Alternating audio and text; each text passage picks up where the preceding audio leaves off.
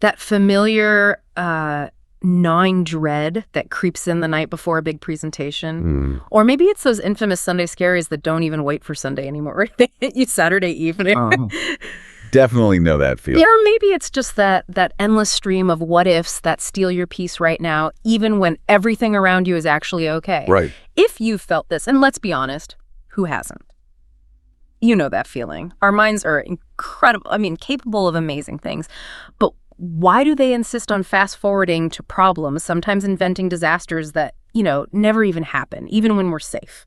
It's a really common, profoundly human thing you're describing. We often call it anticipatory anxiety. Anticipatory anxiety. Yeah, so think of it like your brain's slightly overenthusiastic attempt to protect you. Yeah. It starts predicting fear and worry about bad things that could happen, especially things that feel, outside your control. Okay. Now, it's really important to get that this isn't, a standalone disorder itself. It's more of a common symptom.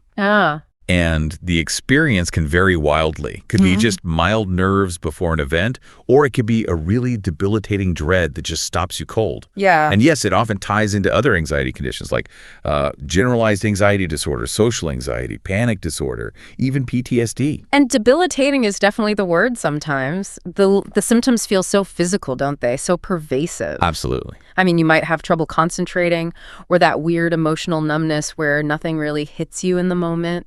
Detachment. Yeah, losing interest in hobbies. Then there's the jumpiness, muscle tension you don't even realize you have. Right, carrying it in your shoulders. Exactly. Nausea, maybe not feeling hungry. And, of course, sleep problems, which just makes everything worse. Feeds the cycle. It really feels like this vicious loop. Your mind cooks up these worst-case scenarios, and focusing on them just brings frustration, hopelessness. Yeah. You feel awful, but there's no actual threat right there. Precisely. And the wild thing is, the core psychology here, when we imagine danger, even hypothetical danger, our body reacts exactly the same physiologically as if the danger were 100% real. Wow. Your ancient fight-or-flight system. It honestly can't tell the difference between a tiger in the bushes and, the imagined chewing out your boss might give you next week. So it's firing off anyway. It's firing off anyway. Yeah. And this isn't what we'd call productive worry. That's the kind that makes you act like checking your tire pressure before a road trip. Right. Helpful worry. Helpful worry. This is more like compulsive rumination. It just makes us feel sick, makes us freeze up, and it almost never leads to a real solution. It's also different from what we call phasic fear. Phasic fear. Yeah, that's your short-term immediate jump when a loud noise happens. Predictable threat, quick reaction. Anticipatory anxiety is more long-lasting, tied to an unpredictable threat, and they actually activate different parts of the brain, keeping you sort of on edge for longer. Okay, so if our brains are kind of wired this way, why do some of us get stuck in that future fear loop more than others? What makes someone more, susceptible? That's a great question. Several factors play into it. One really big one, a major driver for many people, is something called intolerance of uncertainty, IU for short. Intolerance of uncertainty. Makes sense. And it's not just disliking uncertainty, like most of us do. It's this deep-seated feeling that uncertainty, unpredictability, doubt, they're just awful, unbearable almost. So anything unknown feels like a massive threat. Exactly. And because of that, people with high IU often see worrying as, useful. Useful how? They feel like it helps them prepare for the worst. It creates this illusion of certainty or control. Okay. That clicks. It's like if I just worry hard enough, I can somehow stop the bad thing, or at least I won't be blindsided. It's almost like a weird coping mechanism. It absolutely feels like one, but yeah, it's a trap. Because real certainty, it's just not possible in life, is it? Right. No guarantee. So this kind of worry only gives you a fake sense of control. And in the long run, it just leads to more distress, more negative consequences, not actual preparedness. It's a bit like thinking if you pace back and forth enough before an interview, you'll somehow magically know all the questions. Yeah, it doesn't really work that way. It doesn't work that way. Another big factor is past experiences. Our brains are learning machines, right? Designed to protect us. So if you've had genuinely tough or traumatic times before, your brain tries to anticipate similar problems down the road, even if the current situation is totally different. So it's like the alarm system is just set too sensitive because of the past. That's a great way to put it. Yeah. The protective mechanism goes into overdrives, sometimes overcorrecting, and then, ironically, worrying can just become a learned habit. A habit like biting your nails? Kinda, yeah. It feels productive, doesn't it? Like you're doing something about the problem, even if you're just spinning your wheels mentally. It becomes the go-to response, the default setting when faced with the unknown. Wow. Okay. Habit, past experiences, intolerance of uncertainty. And this constant future worry, it doesn't just stay inside our heads. Yeah. It really ripples out into our relationships. How so?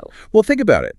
If you're constantly projecting future problems onto present interactions, maybe you snap at loved ones because your fuse is just so short from all the background anxiety. Yeah, I can see that. Or maybe you withdraw socially because you're too caught up inside your own head. Or you're constantly seeking reassurance from others. Is this going to be okay? Are you mad at me? Yeah. Which, can be exhausting for them too. Absolutely. It puts a strain on things. Huge strain. It can really affect the quality of relationships. That fear of future problems, maybe arguments or even breakups, might actually stop you from truly connecting right now. That's such a crucial point, how it pushes people away when connection is often what we need most. Okay. And speaking of how these states affect behavior, I heard recently about some neuroscience looking at how anxiety, and even its opposite, apathy, change how we deal with uncertainty and make choices. Oh, yeah, that's a really fascinating area. It highlights how different these states really are. Recent studies show anxiety and apathy lead to very distinct patterns in processing uncertainty, which means we really need different approaches to help people. Okay, tell me more. So, anxious individuals tend to see their environment as highly volatile, like things are changing super fast, unpredictably. Okay, high alert. Exactly. So this makes them explore more options, especially after something negative happens. Think of someone obsessively checking job boards every single day after getting rejections. They feel the market is so unstable, they have to keep looking, keep scanning for something new. So the anxiety fuels this constant, almost frantic searching, a kind of desperate vigilance. Precisely that. Now contrast that with apathy. Apathetic individuals tend to view outcomes as more random or stochastic, as the scientists say. Stochastic, meaning just pure chance. Pretty much. Like Okay. it's all just luck or fate. They believe changing things or trying new approaches won't really make a difference anyway. So they explore less. Much less. The apathetic job seeker might just send out the same resume again and again. Yeah. They genuinely think, what's the point of changing it? It's all random anyway. Wow, so completely different ways of reacting to uncertainty. One makes you hyperactive, the other makes you shut down exploration. Fundamentally different. And that's why understanding the underlying state, anxiety versus apathy, is so key for figuring out how to help someone move forward constructively. Okay, so understanding the why, the uncertainty, the past, the habits, how it affects decisions, that's a huge first step. But then, the how.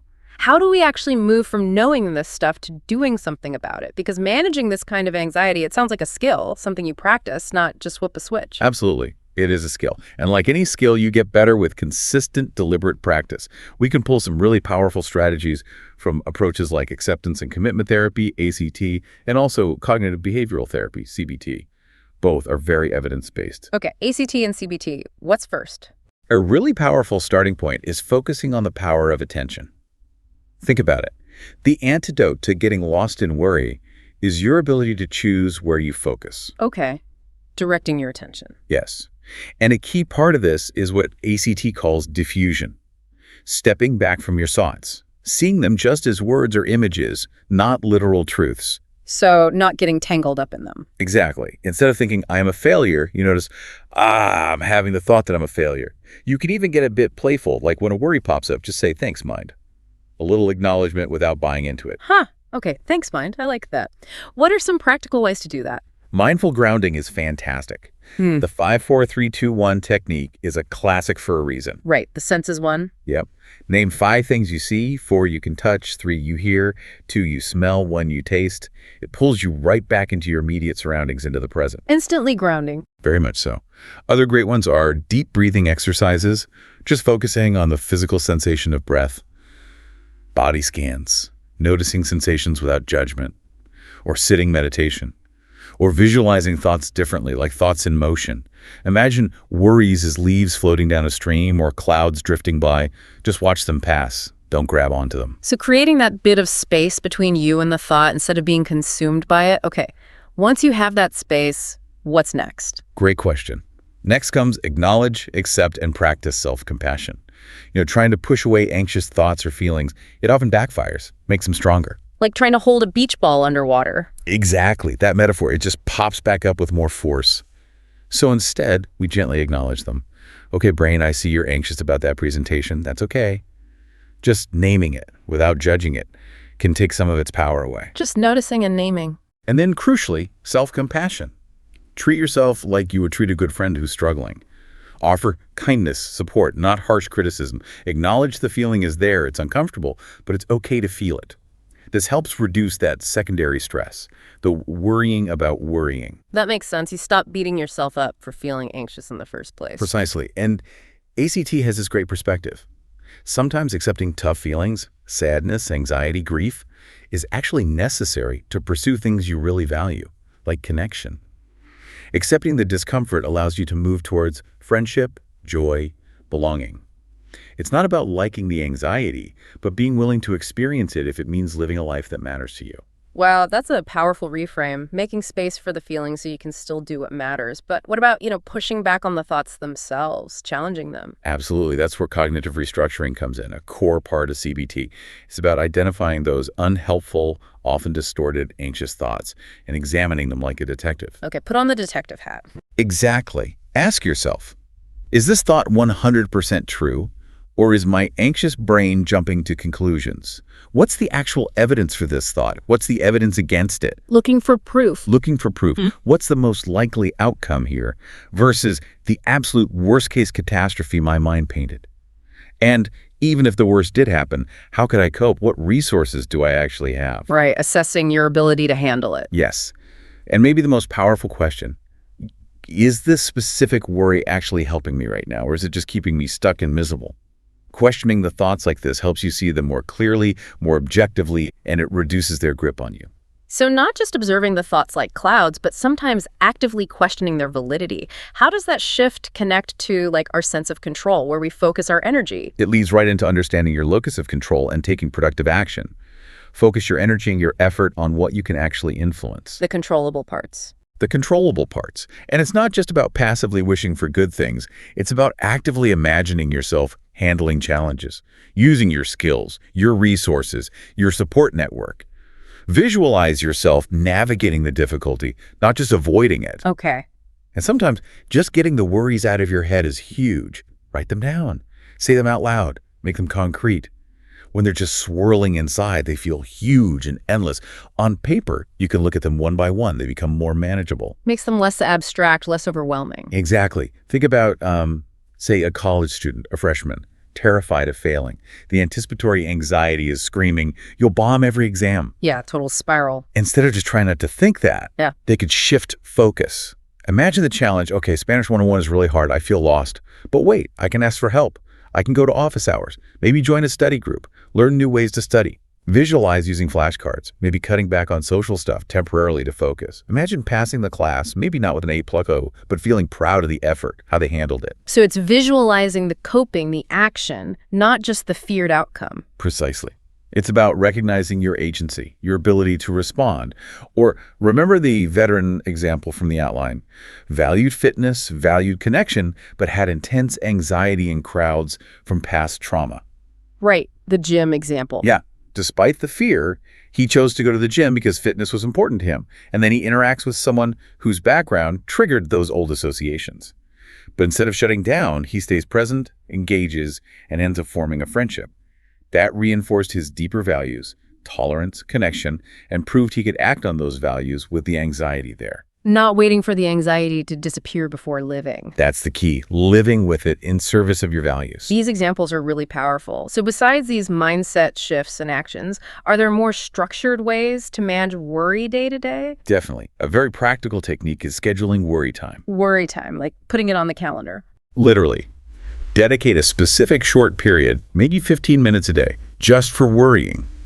If a worry pops up outside that time, acknowledge it, maybe jot it down, and tell yourself, okay, I'll deal with you during worry time. Interesting. So you contain it. You can paint it. It teaches your brain that you will address the worry, just not right now, hijacking your whole day. Yeah. And always, always focus on the controllable. Break big, overwhelming things into tiny, doable steps. Ask, is there one small thing I can do about this worry right now? If yes, do it. If no, gently redirect your focus to something you can influence. Little steps, making it manageable. Okay, so we've talked about attention, acceptance, challenging thoughts, taking action, structuring worry. What about the foundations, like basic well-being and resilience? Feels like that underlies everything. Oh, it's absolutely the bedrock. You have to support your overall well-being. Prioritize physical needs. Sleep is huge. Sleep deprivation massively amplifies anxiety. Tell me about it. Right. Good nutrition matters. Regular exercise is non-negotiable. It burns off stress hormones like cortisol, boosts endorphins. It changes your brain chemistry. The physical baseline. Totally. And then social connection. Don't underestimate talking to people you trust, friends, family, a therapist. Just voicing the fears can make them feel less huge, less isolating. You share the load. Connection buffers stress. Absolutely. And finally, actively building resilience. Resilience isn't fixed. It's a skill you learn, often through navigating challenges. So how do we build it? Strategies include making those genuine connections we just talked about, accepting that change is inevitable, it's part of life, setting realistic goals, small wins, build confidence, taking decisive actions, even tiny ones, looking for opportunities for self-discovery, even in tough times, nurturing a positive but realistic self-view, maintaining a hopeful outlook, Yeah. and just general self-care, doing things that replenish you. It's like building up your internal resources. Exactly. Remember the other veteran example, the one with panic attacks who valued spirituality, music, family? Yeah. Afraid of having symptoms in public. Right. He started with mindfulness and these things called interoceptive exercises, basically, deliberately practicing feeling those physical sensations of panic, like a racing heart or breathlessness, but without fighting them, learning to tolerate them. Okay, leaning into the discomfort. Leaning in gently. Then he applied those skills, started going to church, sitting near the front, traveled with his gospel group, performed. He didn't eliminate the anxiety overnight, but he significantly reduced the panic. And, more importantly, he started living according to his values again. That is resilience in action, moving towards what matters, even when it's hard. So what this deep dive really shows is that managing this anticipatory anxiety, it's not about finding an off switch, is it? Not at all. It's more like a continuous journey. Practicing noticing those thought patterns, questioning if they're really true, and gently, actively pulling your attention back to the present moment, messy as it might be. That sums it up beautifully. Uncertainty is just part of life. We can't magic it away no matter how much we worry. But we can choose how we relate to it. Choose our response. Choose our response. The real goal isn't zero anxiety. That's not realistic or even desirable, maybe. The goal is to increase what we call psychological flexibility. Psychological flexibility. Yeah, the ability to encounter difficult thoughts and feelings openly without getting totally derailed by them, while still persisting with or maybe changing your behavior to align with what you truly value. It's about living a rich, meaningful life with whatever shows up inside you. Living fully, even with the uncertainty. So for you listening, maybe the question is, what small values-aligned action can you take today? Even if anxiety or uncertainty is right there beside you, what tiny step moves you towards living more fully, right here, right now? Maybe it's just taking one mindful breath. That could be it. And please remember, if worry feels like it's constantly there, if it feels overwhelming, if it's really getting in the way of your daily life, your relationships, your work, reaching out for professional support, talking to a therapist or another mental health professional, that is a really courageous and incredibly effective step towards finding more peace.